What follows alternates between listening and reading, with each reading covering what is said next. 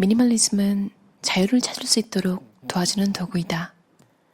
두려움으로부터의 자유, 걱정으로부터의 자유, 부담으로부터의 자유, 죄책감으로부터의 자유, 우울증으로부터의 자유, 우리를 둘러싸고 있는 소비 문화로부터의 자유, 진정한 자유를 위한 도구 말이다.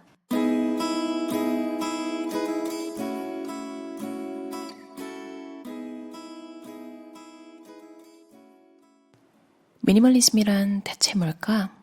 사실 매우 간단하다.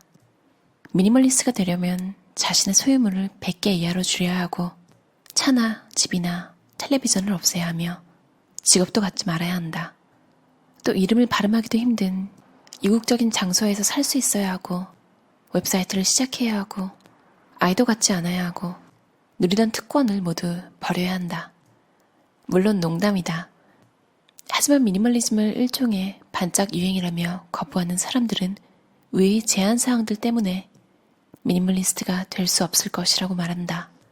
사실 앞에서 말한 것들이 곧 미니멀리즘은 아니지만 원한다면 미니멀리즘의 힘을 빌려 그중 다수를 실천할 수 있다.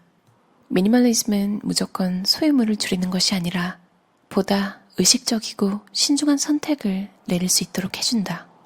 한 문장으로 요약하자면 미니멀리즘은 인생에서 넘치는 것을 없애고 행복과 성취감 그리고 자유를 찾을 수 있도록 중요한 것에 집중하도록 도와주는 도구이다.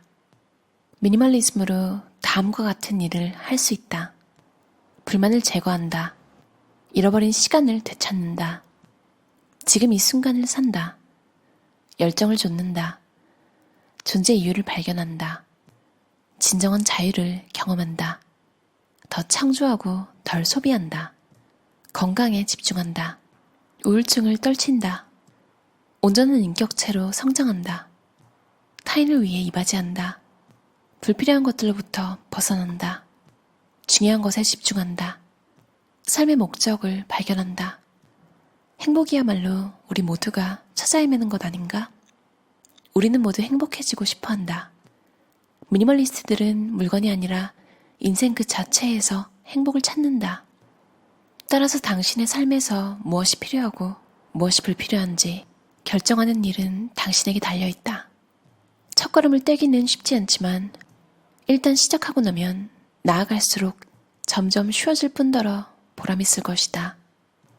인생은 언제나 편안할 수는 없지만 단순할 수는 있다. 우리는 광고에 사로잡히고 소비 문화에 덫에 걸려 우리가 만들어낸 공허감을 채우려고 물질적 소유를 갈망한다. 이 사슬을 끊기 위해 우리는 멈춰서서 한 발 물러나 우리의 행동과 소비와 진정한 필요에 대해 생각해 와야 한다. 물건으로는 결코 마음의 공허함을 채울 수 없다. 그럴 수 있다고 착각할 뿐이다. 의미 있는 삶만이 공허감을 메울 수 있다. 인생은 짧지만 그 안에는 많은 것이 담겨 있다. 단순함에는 아름다움이 내재되어 있다. 앞으로 나아갈 길을 현명하게 선택하길 바란다. 단순한 길이 가장 풍요롭고 아름답다. IT 업계에 있으면서 힘을 얻기 위해서 가끔 여성 멘토들이 쓴 책을 찾아서 보거든요. 공학하는 여자들이라는 책을 읽었는데 전자공학 분야에 계신 임혜숙 박사님이 하신 말이 너무 기억에 남아서 계속 생각하고 있었는데 미니멀리스트라는 책에서도 비슷한 얘기를 하는 것 같아요. 임혜숙 박사님이 하신 말은 내가 생각하기에 어떤 분야에서 전문가로 살아남는데 가장 중요한 덕목은 첫 번째가 자기가 하는 일을 정말로 좋아하는 것이다. 평소에도 내내 관심을 갖고 의식과 무의식이 온통 알고리즘에 가 있기 때문에 뜻밖의 순간에 아이디어가 떠오르는 것이다. 그만큼 내가 하는 일을 좋아하고 재미있어 해야 평소에도 아이디어가 샘솟을 수 있다. 그래서 자기가 진심으로 좋아하는 일을 찾는 게 첫 번째다. 미니멀리스트에서는 단순한 길이 가장 풍요롭고 아름답다고 하잖아요. 전문 용어로 꼼수라고 하죠. 사실 잔머리를 굴려서 하면 뭔가 대단한 것 같고 잘한 것 같고 하지만 생각해보면 상대방은요, 그게 눈에 다 보일 거 아니에요. 그게 먹힌 건 솔직히 상대방이 눈 감아준 거죠. 그리고 어쩌면 암묵적으로 기회를 그냥 한 번 더 준 걸 수도 있고요. 계속 그러면 그런 인간관계는 이제 잃는다고 봐야 하잖아요.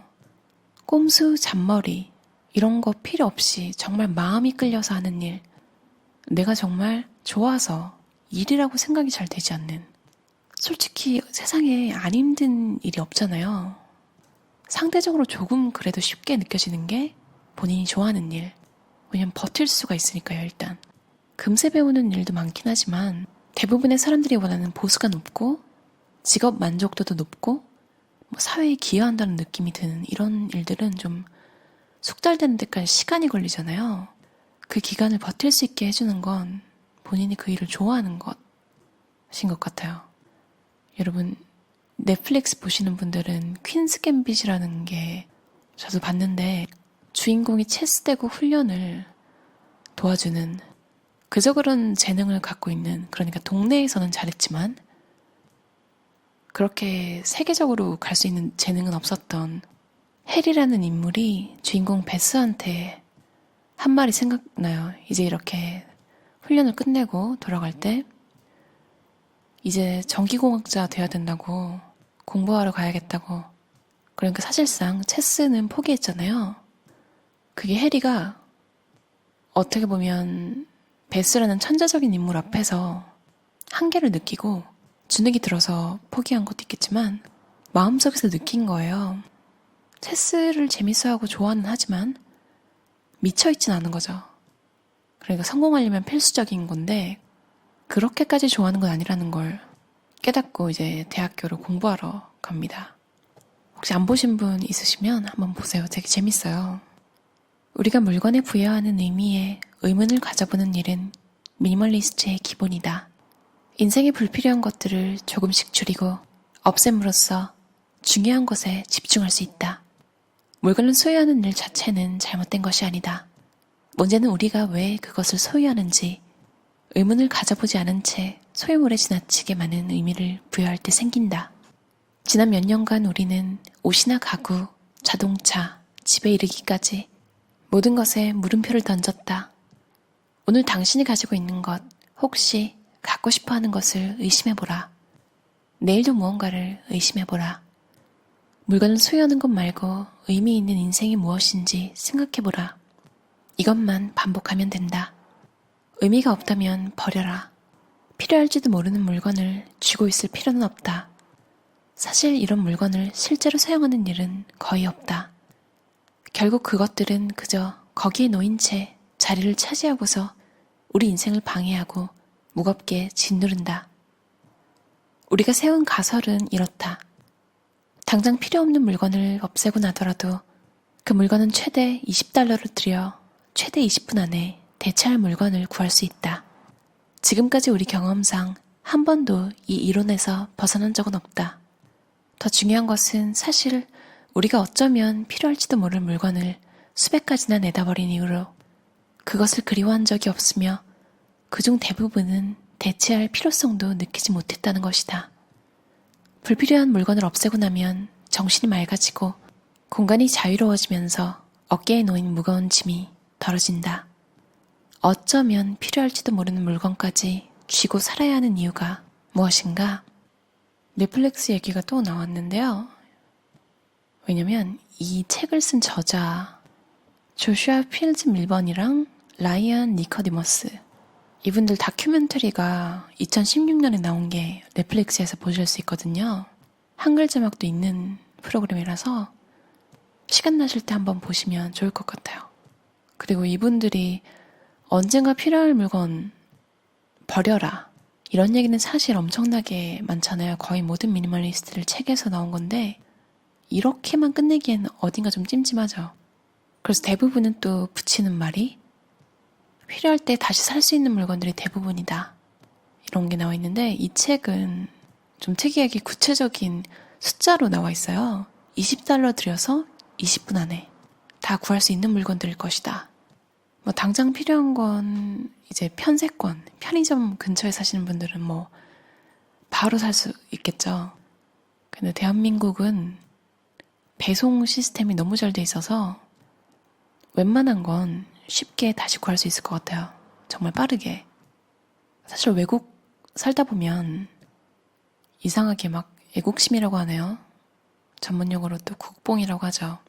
그런 게 좀 샘솟을 때가 있는데 그럴 때 이제 현지인들한테 괜히 자랑을 하게 되거든요. 한국 배송 시스템이 얼마나 대단한지 아느냐. 여긴 진짜 내가 뭘 마음 놓고 주문을 못하겠다. 어떻게 보면 사실 그렇게 저렴하고 빠르게 무언가가 돌아가고 있다는 건 솔직히 사람의 인력을 갈아서 이루는 것들이 좀 많잖아요.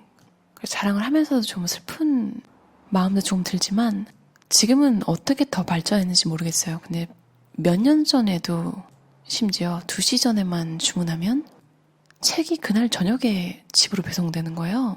진짜 거의 라떼는 이 수준으로 계속 반복해서 얘기하게 되는 소재인 것 같아요. 그러다 보면 이제 한국이 좀 그립기도 하거든요. 그러다가 이제 의식의 흐름. 어쩌면 그렇게 너무 편했기 때문에 차라리 좀 떠돌아다닐 때 한국만큼 뭔가 정착했다는 느낌이 들고 그리고 쉽게 물건을 배송받고 그것도 저렴하게 그냥 여러 가지가 합쳐져서 한국만큼 소비하기가 좋은 나라가 저한테 없는 거예요. 그래서 오히려 외국에 있을 때 미니멀리즘을 하기가 훨씬 쉬운 것 같아요. 일단 유혹이 없어요. 특히 또 제가 있는 도시는 유행과는 거리가 먼 도시 한복판에 돌아다니는데 가끔 신발 안 신는 사람도 많이 있거든요. 그 정도로 이제 패션 상관이 없는 도시에 살고 있기 때문에 가끔 한국에서 이제 스파 브랜드랑 디자이너랑 콜라보레이션을 해서 품절 대란, 뭐 줄 서서 산다 이런 얘기 들릴 때 별로 공감이 안 가는 게요. 분명히 그 매장들이 다 있어요. 근데 그 콜라보레이션 한 제품 같은 게 이 동네에는 출시가 안 되는 거예요. 그러니까 입점이 안 돼요. 그래서 그냥 궁금해서 구경은 할 수 있잖아요. 그런 유혹조차 없고 그래서 솔직히 오히려 편해요. 간결할수록 풍요롭다. Less is more라는 유명한 말이 있다. 20세기 독일의 건축가 루드비 미스 반데어 로헤가 처음 쓴 말로 건축가나 디자이너들이 격언처럼 가슴에 새기곤 한다. 직역을 하면 적을수록 많다라는 역설적 의미가 되는데 장식이나 요소가 추가되는 것보다 간결함이나 단순함을 추구하는 것이 더 풍요롭고 더 많은 것을 보여줄 수 있다는 뜻이다. 즉, 간결한 것이 더 풍요롭다. 간결한 것이 더 많은 이야기를 품고 있다 정도의 의미다. 적은 물건을 소유하고 적은 일에 집중하고 방해 요소를 줄이는 일은 우리에게 많은 시간과 자유와 삶의 의미를 가져다 주었다. 일하는 시간을 줄이자 예전에 비해 훨씬 더 많이 세상이 기여하고 성장하고 열정이 샘솟는 일을 추구할 수 있게 되었다. 이번 주 월요일이 사이버 먼데이였어요. 추수감사절 연휴 이후에 맞이하는 첫 번째 월요일. 이날 컴퓨터에 앉아서 온라인 쇼핑하는 경우가 많아서 매출이 급등해가지고 세일 많이 하는 날 있잖아요. 블랙 프라이데이. 그거의 온라인판이래요. 많은 훈련이 되어 있음에도 유혹을 이겨내기가 조금 힘들었는데요. 그래도 마음을 다잡고 꼭 필요한 것만 정기적으로 나가는 고양이 사료 그리고 거의 매일 유니폼처럼 입는 똑같은 검은 티셔츠 다행히 이렇게만 샀어요. 어차피 살 거였기 때문에 어떻게 보면 좀 심심한 장바구니가 되었는데요. 예전에 미니멀리즘을 모를 때를 생각하면 엄청나게 발전한 것 같아요. 사회생활을 이제 처음 하게 됐고 돈을 막 벌면 돈을 쓰고 싶잖아요. 그러니까 뭔가 세일을 하면 일단 다 사놓는 거죠. 궁금했던 것들. 근데 살 때는 분명 신기하고 사고 싶었는데 쟁여놓는 것들의 문제는 그걸 먹거나 바르거나 입을 사람의 마음이 변할 거라는 변수가 없이 구매된 거잖아요. 저도 예전에는 이제 패키지로 사는 게 많이 저렴하잖아요. 그래서 그냥 정말 당연히 그렇게 사야 되는 줄 알고 왜냐면 낱개로 사면 손해보는 기분이 들어서요.